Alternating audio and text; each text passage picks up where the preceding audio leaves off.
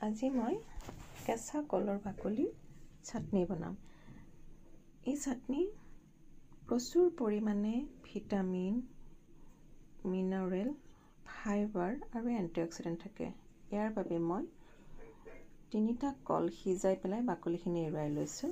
আপোনালোকে বাকলিখিনি এৰুৱাই লৈও সিজাব পাৰে। আৰু মই মছলা হিচাপত 2টা শুকান জলকীয়া, কেঁচা জলকীয়া, নহৰু আৰু অলপ কালজিৰা লৈছোঁ।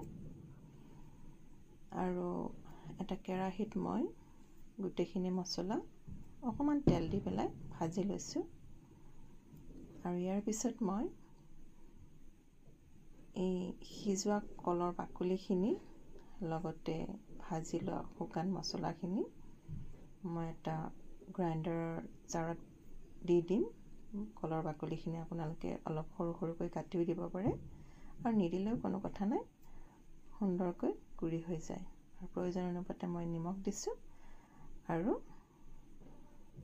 এইখিনি গুড়ি কৰি লৈছোঁ। দেখিছেনে? এইখিনি হৈ গ'ল। আৰু আপোনালোকে অকণমান যদি গুড়ি নহয় অকণ পানী দি পেলাইও গুড়ি কৰি ল'ব পাৰে। আৰু এয়া মোৰ কলৰ চাটনি ৰেডি হৈ গ'ল। এই চাটনিটো খুবেই সোৱাদযুক্ত হয়। আপোনালোকে ইয়াক ভাত অথবা ৰুটিৰ লগত পৰিৱেশন কৰিব পাৰে। ট্ৰাই কৰিবচোন।